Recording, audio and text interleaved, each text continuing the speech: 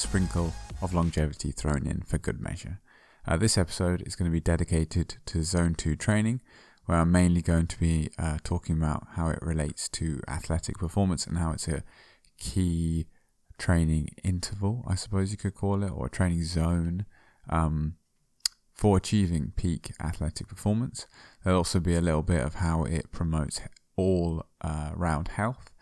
For people who are in the endurance sport kind of environment, Zone 2's been quite popular recently. Running slower to run faster in racing, or train slow to race fast. It's kind of become very popular, especially with all the discussions around polarized training. But there is also still people from other areas of the fitness industry who still rely heavily on high intensity work. High intensity is critical, but this episode is just going to be talking in relation to the key benefits that are sometimes overlooked of Zone 2 training and how often people think they're in Zone 2 but aren't. As a high-level summary, the benefits of Zone 2 training are as follows. An increase in the number of mitochondria, increase in mitochondrial efficiency, increase in metabolic flexibility, lower resting heart rate, decreased blood pressure, lower risk of injury, improves insulin resistance, improves your ability to run or cycle or swim, whatever your endurance sport is, for longer, improves your resilience and ability to deal with increased load, and specifically training stress, improves your zone 4 and 5 function or performance, and it also improves overall longevity. So as I already mentioned, train slow to race fast is something many people in the exercise performance industry will have heard of many times before in recent years. The training regimes of some of the greatest athletes can definitely teach us quite a lot. The 80-20 rule is one that for the most part stems from assessing the way that elite endurance athletes specifically train.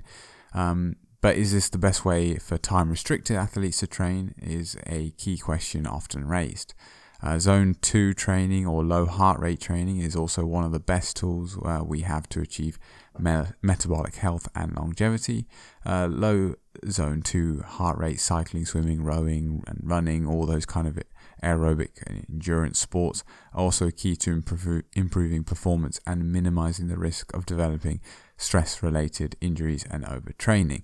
This is specifically not saying that those activities are, but more within a training block, utilizing a greater amount of low intensity allows for a greater training volume with a lower chance of injury. If you were to try to do 10 hours a week of of high intensity, like threshold work, then you are going to get injured. Isn't even the best word, it's just overtrained really.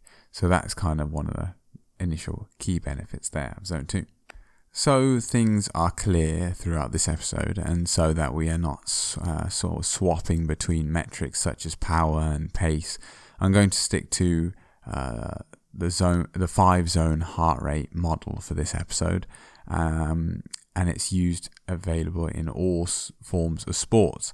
Because if I were to talk about power or FTP, then you would be very restricted to cycling. If I were to talk about pace, then you'd obviously be talking about running. If we were talking about 100-meter splits or whatever, then we're talking about swimming. So heart rate is obviously the zones may drift a slight amount, like you may have a higher heart rate running for a given Zone 2 session, but for the most part, Zone 2 heart rate is going to carry across all your endurance sports. So Zone 1, which is about 50 to 60%, this is where the body will be, or should be, as we will get into later, reliant on fat as its fuel source for making ATP, which is the body's energy currency. ATP is necessary for all muscular contraction, forceful or non-forceful. It is necessary, just as necessary as we need oxygen to function. This corresponds to anything below about 50% of your maximum heart rate. This value should be an actual achieved value and not one from the 220 minus your age calculations, although this can provide a guide if you rarely train or race that hard, really. I personally, at the age of 22, I think, when I achieved the number, so only a year or two ago, achieved 196, so 220 minus my age should have been 197, and I achieved 196. So that's a kind of how close you can really be. For me, to actually achieve something that high, I think the lower your fitness in a way, I think the easier it is to achieve. You can go out and do almost one really hard rep or two really hard reps and hit it. Whereas as you get a higher level of training, there needs to be some kind of preload on there. So often, say for myself, I would have to do maybe 3 or 4 sub-maximal efforts, and then the final maximal effort where I've already got a reasonable amount preload in the system, I feel, to achieve that final number. So the 220 minus your age is not ideal, but it's going to give you a good rough guide. Then moving on to what we're talking about mainly here is zone 2. So this is 60 to 70% of your maximal heart rate. This is the key zone of today's discussion and is where some glucose will be used by the body depending on your training status, but you'll be fully aerobic and lactate measurements should be below, or must be below 2 millimole per liter. The likelihood of you actually training and measuring lactate levels are incredibly low, but just in case you're browsing other formats and see training below 2 millimole, then that effectively what it is. It's the kind of the number that is sort of pinned as being the point at which you exit zone 2. Then zone 3, this is 70 to 80%. Lactate begins to rise. You're still aerobic, but it's kind of like that slow burn kind of setting. You probably, depending on how well trained you are, you can do this for quite a long time. It's that sort of tempo area. You're going to have more type 2 muscle fiber contribution. There will be more lactate in the blood, but it's still quite maintainable. Then you've got zone 4. 80 to 90%, even more type 2 fibers, lots of glucose utilization, and more lactate production. Then you've got zone 5, which is 90 to 100%. This is still aerobic, but predominantly type 2 fiber contributions, incredibly glycolytic. We're talking about 4-minute power or 4-minute running or whatever, 4-minute max out intervals that maybe you can do 5 repetitions of, kind of thing. That sort of level. It's quite easy. 90 to 100% is kind of an easy zone for people to like consider and bed in. Zone 4 is kind of like for running and cycling, it's kind of like that thresholdy area. It's that sort of, depending on how well trained you are, it's a value you're going to be able to hold for an hour, and it's going to be somewhere in that 80 to 90% range. People may also add a 6th zone for more granularity, or 7 or 8. But for the sake of this, we'll just stick to a kind of a concept that there's a 5-zone model. I'm probably only going to talk about zone 2 and zone 4, really. I mean, might sprinkle 3 and 5 in there, but now you've got an idea of what. It's easy enough to just type in 5-zone model. I think even Strava on the heart rate model uses a 5-zone model, so easy enough to find that. Okay, so we have already very briefly covered this, but what is zone 2 training? Zone 2 can be looked at as a training zone where you will be stressing your mitochondria and your oxidative capacity the most. You'll be using a high amount of fat and using primarily your type 1 muscle fibers. Now, an interesting thing, especially if you are finding this and have come from a sort of the muscle weight gain kind of gym, bodybuilding, powerlifting kind of area. I think general health and fitness maybe.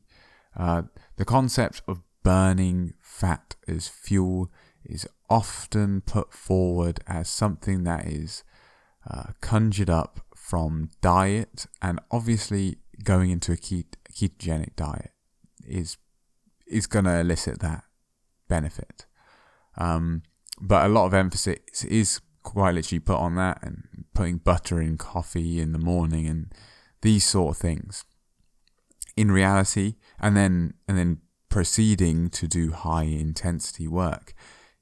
In fact, high intensity is going to primarily use glucose. It needs that fast burning fuel source that it can utilize to fuel these high intensity efforts.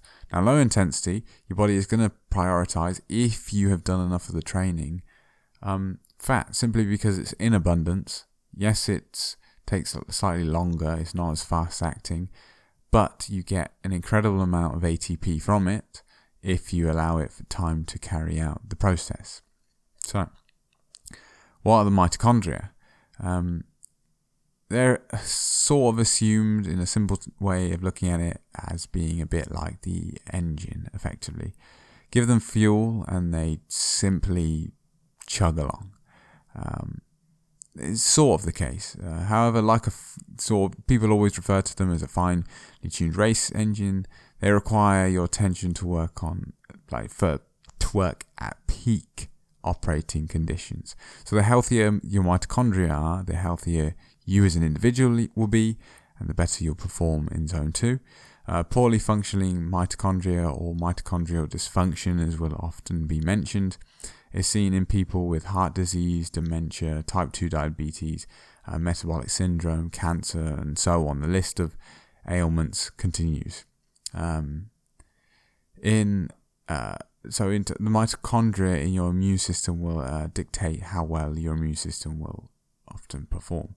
Mitochondrial dysfunction is also a root cause element of insulin resistance, since nearly 50% of people have insulin resistance.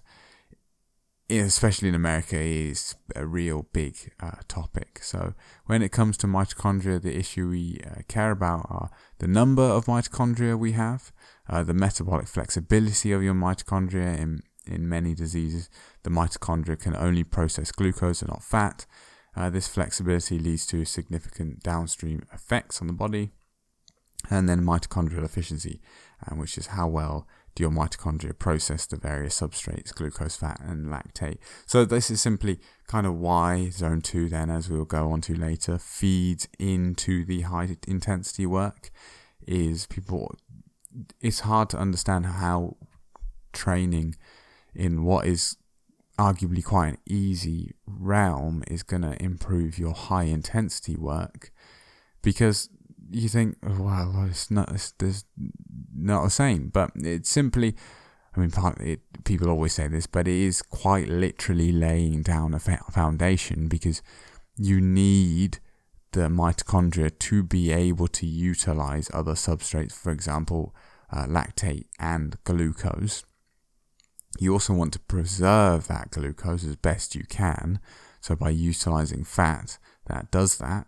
And the higher up the faster you can run, swim, ride, and still utilize fat, the better athlete you're going to be, because you then have a reserve of fast-burning glucose there for the times when the energy demands are extremely high.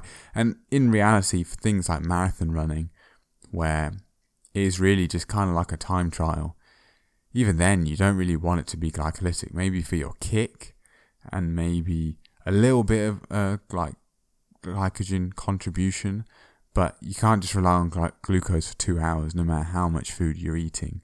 So it has to be predominantly fat based by that very definition. Yes, in cycling it's a bit different, where you noodle around a lot and then you have to put these huge bursts. So you really do need that difference in energy systems, but that's still going to come from your metabolic flexibility and the ability to switch between fuel sources and use them as and when necessary. And then for the general public, the metabolic flexibility is just going to help you in your day-to-day, rather than being sat there after like 6 hours from eating and starting to get really hungry, or fluctuations in blood sugar because you are so dependent on glucose.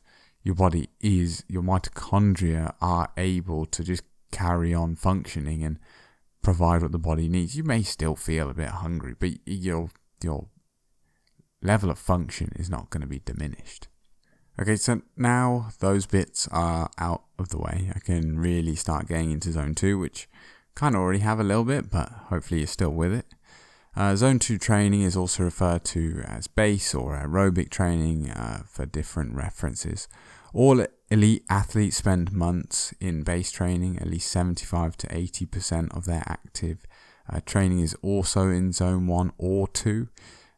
This is what is often referred to as polarized training and is becoming quite popular at the moment, really. It's usually 80-20 split is kind of seen in a lot of places at the moment.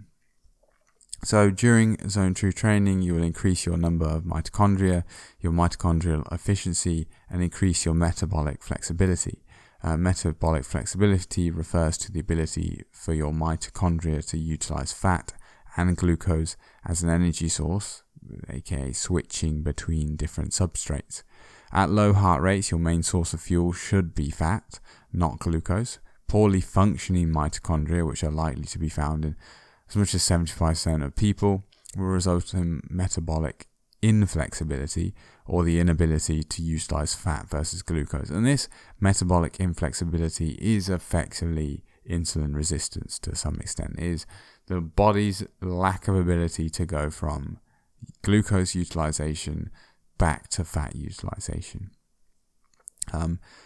People who are poorly trained, sedentary, or those with insulin resistance, as I've just said, type 2 diabetes and metabolic syndrome, which is hypertension, abdominal fat, insulin resistance, high A1C, are very poor at utilizing fat and often go straight to glucose as fuel source very quickly when tasks are as mundane as walking. People can go out for a lunchtime walk and just because they are so sedentary, just rely on glucose. And that's when you can get people who start to move around a little bit and just need a sugar hit. They just can't perform very low intensity tasks. This is almost the very definition of metabolic inflexibility. This produces excess lactate, and due to the poor mitochondrial function, their clearance of the lactate is incredibly poor. And as the lactate builds rapidly, it leads to this discomfort. Accompanying lactate is a hydrogen ion. That hydrogen charges the pH of the local environment, in this case skeletal muscle, and produces weakness and exhaustion. That's kind of when people talk about lactic acid burn, it's not actually lactic acid, but this pH change as a result of the hydrogen ion, as a result of production of lactate. In addition, there is a fair amount of literature showing that the chronically elevated levels of lactate have a very significant consequence on our health.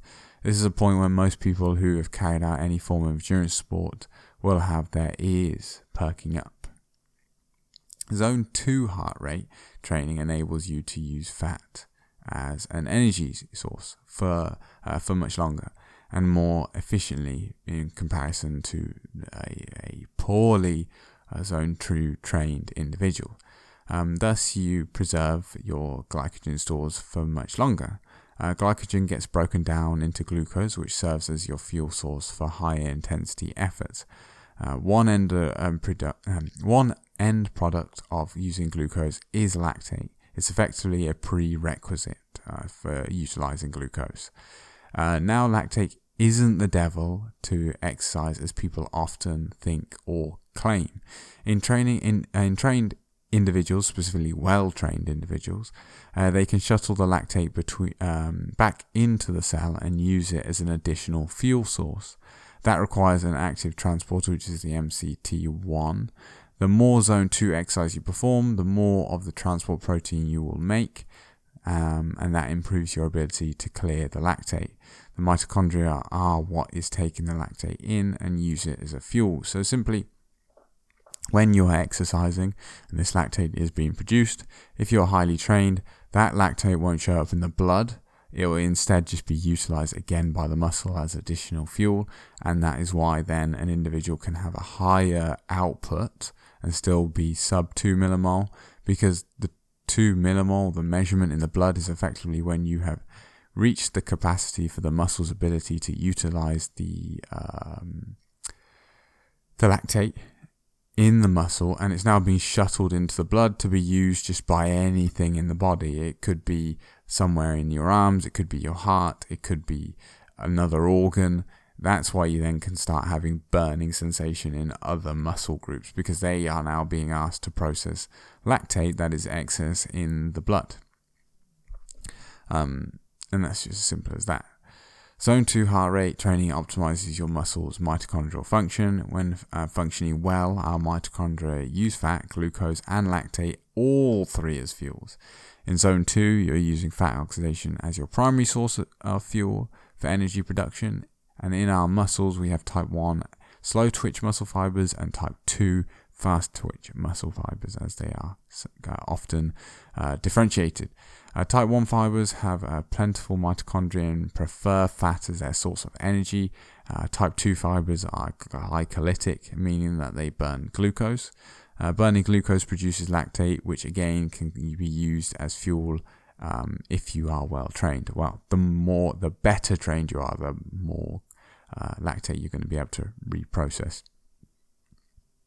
In others, lactate and accompanying hydrogen ion buildup. The hydrogen, that is the reason for, as I've said before, the burn. A good little bit of information here is type 1 and type 2 fibers. They are often referred to as slow and fast twitch. They are not actually twitching any faster or slower. It is actually the forceful nature of them. So a type 1 fiber is less forceful and less glycolytic than a type 2 fiber, which is more glycolytic and twitches with more force. The way we then determine how much force we apply in total, because a fiber can't actually change how much force it twitches with, is just our brain turning on the right number of fibers to elicit a given response. Now, another little bit the way to make this kind of make sense to people is when you find someone doing an interval, specifically on the bike, because you've got a mechanical system involved. Some people will spin faster to achieve a given power. Especially, it's useful to see it when people fatigue, what they default to. Do they start spinning faster or start really spinning slower? Obviously, at some point, they're going to stall, and it's going to happen to everyone, but some people will persist at a slower cadence. That, from the twitching speed, would sound like, the person who's turning slower is slow twitch, the person turning faster is fast twitch. But now that you know that it's the forceful nature of the fibers, well, by rotating faster, the total work done, the power output, your force now that you need to implement from your leg into the crank is lower, which then would signify that you are likely someone utilizing more slow twitch fibers, because although you're moving faster, it means you don't need to twitch with as much force to get the same power output. And then someone who's rotating slower, probably more type 2 biased, because they are utilizing the more forceful fibers in their musculature to elicit the power at the wheel or crank or wherever you want to take the measurement from. Now, as I mentioned, that hydrogen ion, it does change the microenvironment around the muscle cell and makes it far less powerful. And you can lose more than 50% of your muscle power as hydrogen builds up. This is the hallmark of fatigue. Now, fatigue is more complicated because there's central or brain-related fatigue and muscle fatigue. If anyone will have experienced this before, if you've ever done a session and you want to carry on, but you just simply, as much as you push, you just can't do it. And that is usually that I think they call it lactic acidosis, where effectively you have poisoned that area. It's not the right word, but you've just made it so unconducive for forceful contractions that you can't output the power anymore.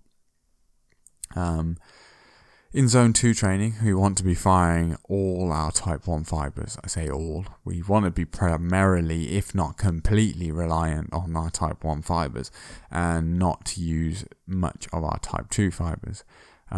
We don't want lactate buildup. This is always some glucose being burned, so lactate will rise a bit in zone 2, but it should rise to a point and stay there. You should get a nice plateau.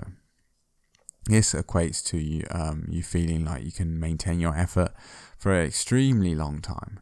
Once you recruit your type 2 muscle fibers, you'll start to fatigue much more rapidly. The rate at which you fatigue is variable.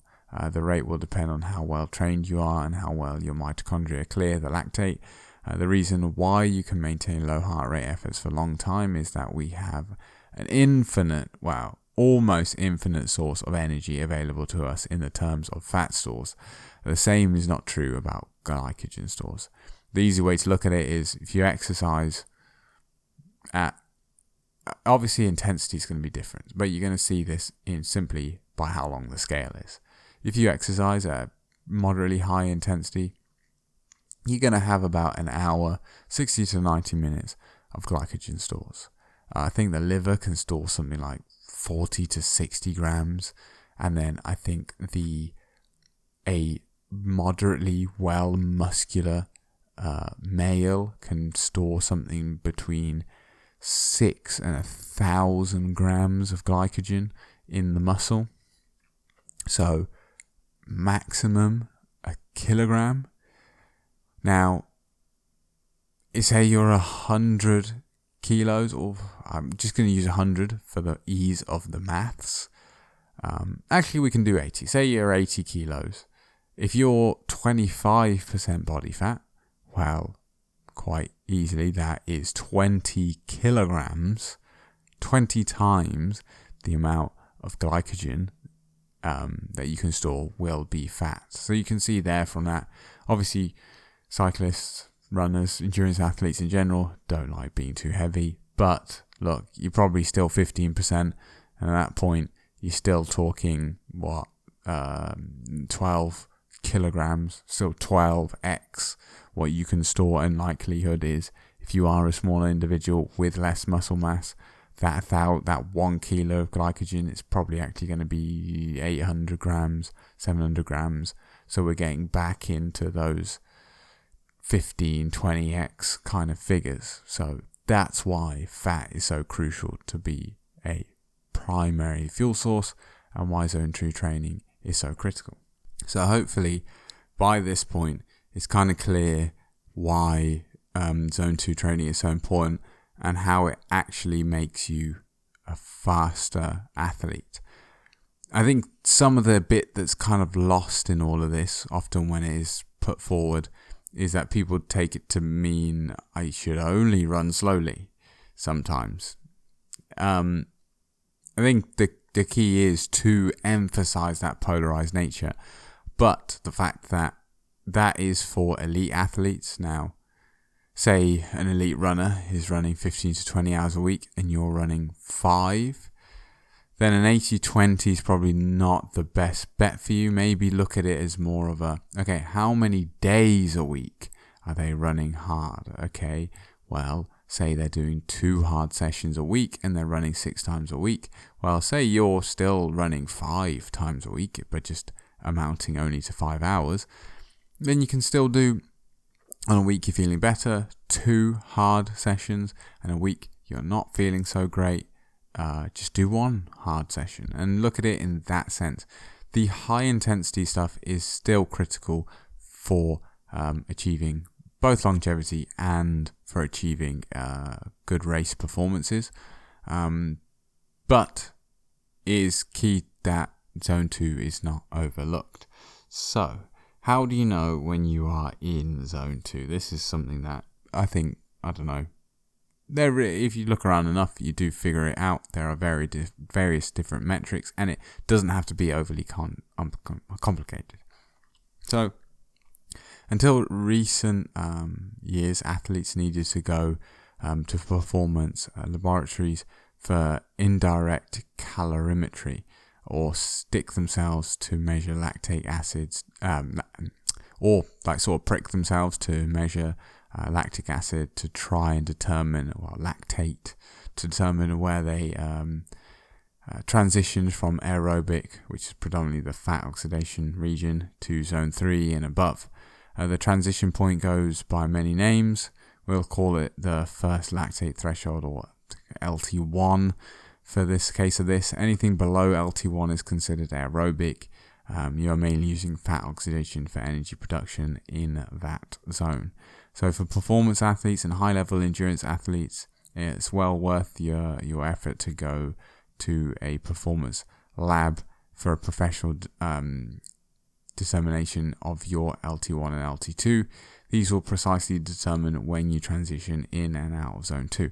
Now, the reason I say for performance athletes, I should have really said for people where this is becoming your livelihood, really. I think any recreational athlete, you're probably leaving, or almost definitely leaving, enough on the table just in volume alone, that knowing precisely where your transition points are is not really necessary. Do I think you running 5 hours a week, or riding 5 hours a week, or just doing sport 5 hours a week and having this information versus someone kind of winging it with the next methods I'm about to list, but training 10 hours a week, you're going to beat them because of that? Probably not, unless their internal compass of what is zone 2 is completely skewed, at which point, there's other things to work on. But I think that's simply it. I don't think there is a need to go and get yourself tested unless you are looking for final percentages. So, as I mentioned, there are various methods that you can use to calculate your zone 2 heart rate, or whether you're in zone 2. So, using heart rate first. When you are in zone 2, your heart rate is somewhere between 65 and 70% of your maximum heart rate, as I've already mentioned. Using your heart rate is probably your best way to identify what zone you're in. And it specifically works quite well with zone 2 because it's a steady state and you're probably going to be in it for hours. Whereas using heart rate for the kind of higher intensity stuff, the higher the intensity goes, the more of a lag there is in your heart's response to it. And there's a little more cardiac drift, I find, through the session. Whereas zone 2, you can just kind of get away with warming up easier than you think you need to run for that session. And then as your heart sort of comes up and starts to plateau, you can then sort of tune your way into and edge your way into the exact frame you want to be within for zone 2. So for an accurate assessment, you need to know your maximum heart rate and your resting heart rate. It's kind of hard to... Resting heart rate, obviously really easy. Just take your heart rate as soon as you get out of bed. Maybe give yourself a minute or sat upright, calm down from your alarm waking up or whatever, and just measure it.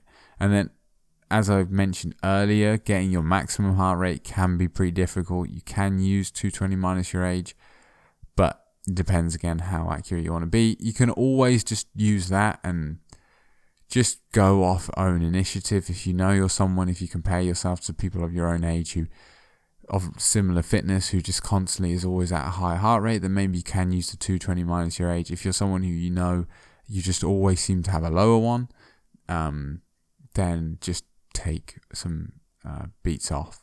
If you take 5 beats off and your zone 2 goes from 155 to 148. It's much better than if you're overestimating your peak zone 2 heart rate, because you're still going to be in zone 2 likelihood if you're under your exact peak. But if you go over, you're just definitely not. There are also various kind of things like training peaks that talk about things like heart rate reserve, which is supposedly 70% of your heart rate reserve is a great estimate, according to training peaks, of upper bounds of your zone 2. If you choose to use approximately 70% of your heart rate reserve, the formula is 0.7, so 70% times heart rate max versus heart rate at rest plus heart rate at rest. Just look it up on the Training Peaks website. There are various other things. You've got Strava that will have its own kind of method of doing it and just set specific zones. But on to breathing.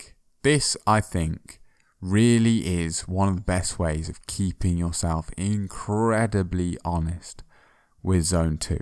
I use it all the time. I use it for fatigue. I use it for knowing if I'm in zone 2. I just think it is a great method. And especially if you are running, cycling, swimming, and you don't have a wearable where you can just constantly look at it and go, I'm at like 120 beats per minute, this is okay. If like you're running, you're going to have to get your phone out all the time, that's tedious. If you're cycling, you don't have a bike computer and you have to take your phone out all the time, again, tedious. Swimming, I don't know, if you have to finish a length and then look at your phone, which is at the side of the pool that is now covered in water, that's tedious. So breathing, let's get into it. If you can speak easily and in full sentences without having to pause at all, you're probably in zone 1 or 2. If you can breathe through your nose for an entire run, you are likely in zones 1 or 2 again. If you can speak or arguably sing, I wouldn't go that far, but if you can speak but need to pause occasionally to breathe, you're probably in zone 2. That is probably when you know you really are in zone 2. When it's kind of like, say you're running with a friend and it's like, so how's it going? And you kind of push through a little bit sometimes. So you get a break and then go, okay, I'm all right. And if you were on the phone with someone, right, and you were riding, they would know without the wind noise, so you're on an indoor trainer, they would know you're doing something. It's not like me talking to you now where it's completely fluid and there's no unnatural kind of pauses. I may use filler words because I have the breath to use the filler words. That's when you know you really are in zone 2. And the reason I say this is great for keeping yourself honest, and it also helps with fatigue, is that I find if I'm running too hard, sometimes I will still be able to kind of speak with you. Like as you get fitter and you get a better CO2 sensitivity, you may become more comfortable with that carbon dioxide in the lungs and in the blood and allow you to talk. But then as the glucose that you're using up, that is key for the brain's function, starts getting used up, I find that my desire to talk becomes lesser and lesser. And so I'm not saying you have to talk to yourself the whole run, but I mean, occasionally if you're in your own head and you're just muttering something to yourself in your head, occasionally just come out with it out loud. Start the run, 10 minutes in, have a little conversation with yourself. If that flows well, carry on. And then just have little check-ins with yourself. It can be as simple as going, am I in zone 2? Would I be able to have a conversation with someone right now? Would I be pausing to, naturally that allows for people to talk to each other. Now, if you cannot speak for more than a few seconds before you need to pause, and you're probably in zone 3, and then if you just can't talk at all, you're zone 5 and whatever, zone 4 and 5. By all means, if you can hear yourself breathe, it depends what you're like, really, but I think some people will say if you can hear yourself breathing, like panting, I suppose, you're not in zone 2. I simply just use the talking. So if you really pay attention to your breathing, you'll kind of notice an inflection point, a point at which things really start to push on a bit. This is where you notice that you take a deeper breath every so often, or you open your mouth to take a deep breath. Some people, just because of the way your airways are and your nose, I rarely run around with my mouth closed, and it just feels a bit uncomfortable. It's not even that I can't just sit there breathing through my nose. It's more the fact that it just feels nicer to have my mouth open when I'm running. Elite athletes will be tested extensively to determine precisely when they are in zone 2. You and I really do not have an easy access to those kind of labs unless you just want to spend money. And when elite athletes are in the lab, they will measure their lactate to see when it starts to transition upwards after an initial plateau. Many scientists may also study their respiratory quotient, RQ as it's called. This is the calculation that is based on the expired CO2 to determine what fuel they are burning. This was the reverse calorimetry, where you can, from the oxygen going in, which you know because of the atmosphere, and then what they exhale, and then various other calculations, you can figure out what fuels people are burning at a given time. This is all very useful data for people who are at the elite end. For us, becomes less so. I'd like to avoid having to shovel a bunch of money into just getting better at a sport. Yeah, when you're at the pointy end, sure. Yeah, if you've got the money and you want to do it purely out of interest, but I would never do it as an amateur because you want to better your performance. Spend that 4 hours that you spend traveling to the place training. Another really useful is, it's one I use the breathing while I'm in the session, and then I use post session just to look at it and see if I'm on point or I need to dial it back a bit, is the Maffatone method or Maffatone method. This was invented by, I believe his surname's Maffatone, forget the first name, but there's you type it in, I think he's been on The Drive, various other YouTube channels have spoken about him, and yeah, well known. Simply your 180 minus your age, which is a formula that is used to then calculate your maximum aerobic heart rate. Maffatone observed in his athletes that this was the point at which their form began to break down as they made the transition from being predominantly aerobic to using anaerobic energy systems. I think it's a little bit different to zone 2. The numbers may differ slightly, but for the most part, especially when you're new and really doing high intensity, might not be the best point of starting when you're just started running, just started riding, just for 4 to 6 months. Just enjoy yourself and build up some volume, and use this number 180 minus your age as just, I will not go over this. Obviously, if you go with someone and there's a hill and you want to just go balls to the wall up it, yeah, do that. But I wouldn't worry about any form of structure. I'd just noodle around, sub this number or at this number, and enjoy yourself. So, especially for riding, I think this is quite important to mention, is cardiac drift. Given all the talk about heart rate, it's worth talking about cardiac drift a little bit. So cardiac drift will occur for most people near the end of a long run or ride. This means that your heart rate starts trending upwards despite holding the same wattage on the bike or minute mile pace or minute K pace on a run. Dehydration can drive cardiac drift, but more likely in non-elite athletes, cardiac drift is due to metabolic stress. You are leaving zone 2 and using more type 2 muscle fibers due to just simply the fatigue induced on the type 1 fibers. Those type 2 fibers burn glucose and produce more lactate.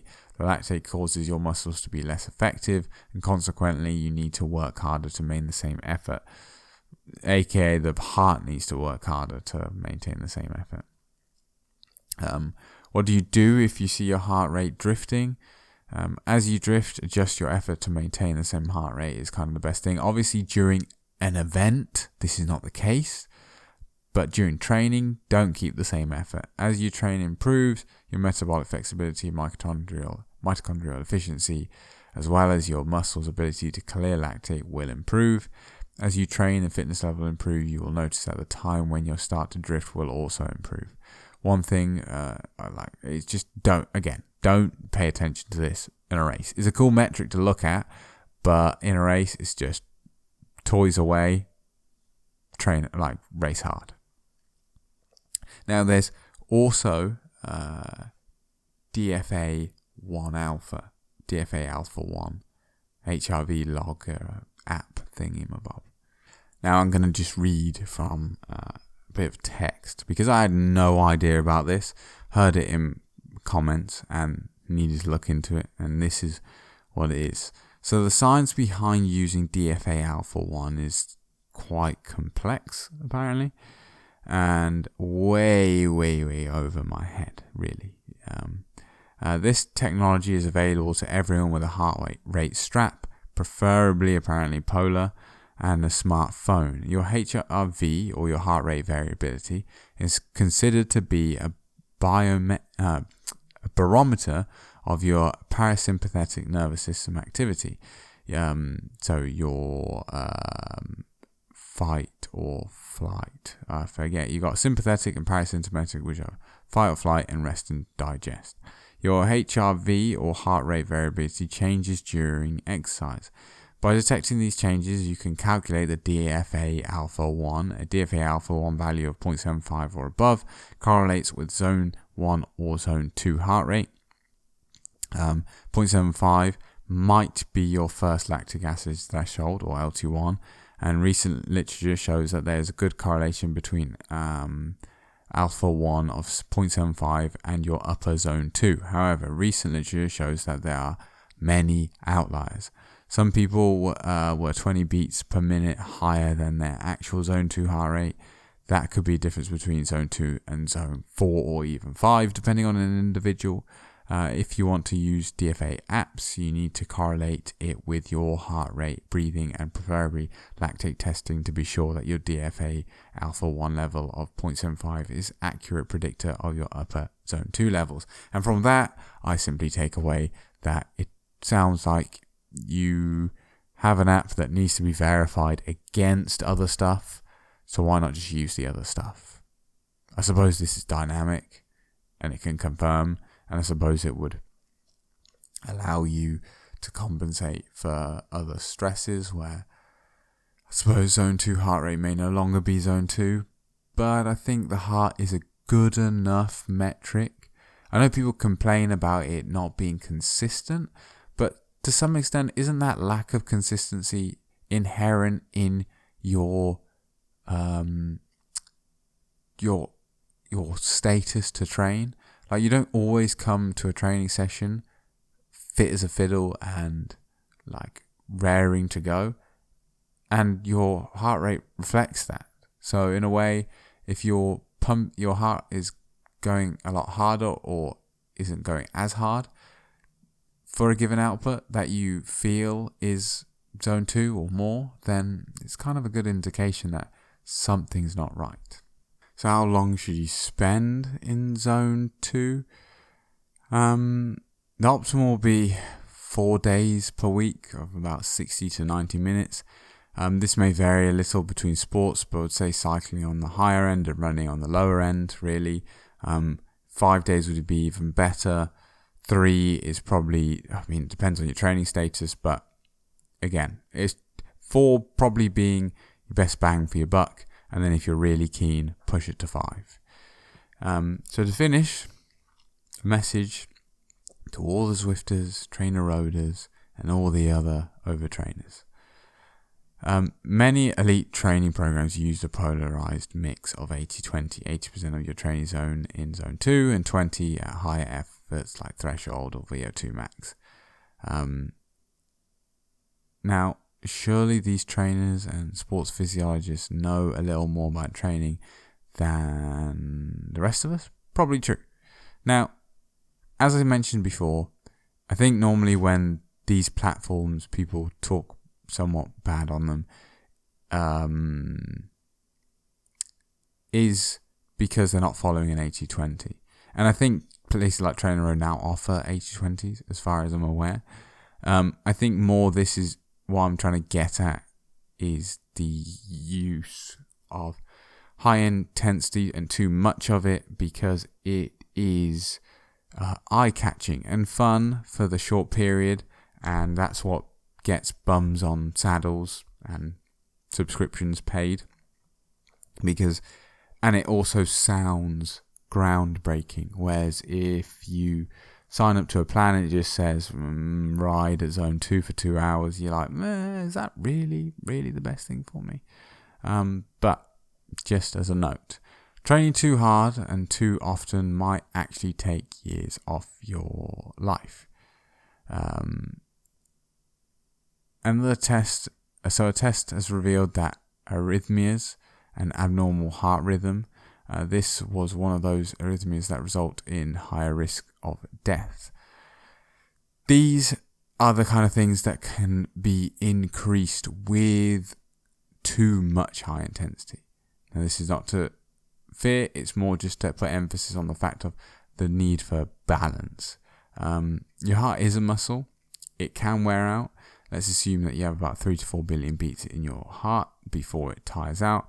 This is one reason why people with lower heart rates often live longer.